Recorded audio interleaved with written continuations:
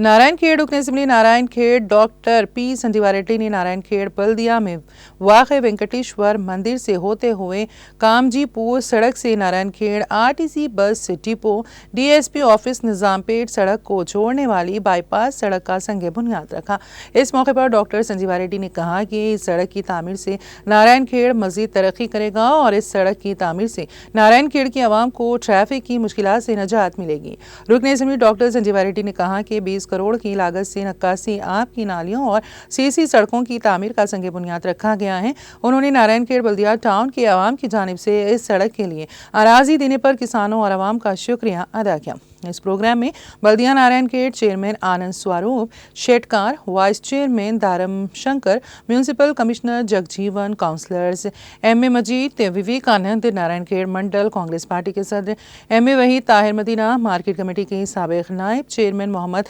अब्दुल क़य्यूम उर्फ मुमताज़, साबिक़ा MPTC पेंडरी रेड्डी, कांग्रेस कायदीन मोहम्मद हाशिम अली, हनमंडलो, रमेश चौहान, रामकृष्ण, मोहम्मद सद्दाम, नरसिमुलो के अलावा दीगर मौजूद थे।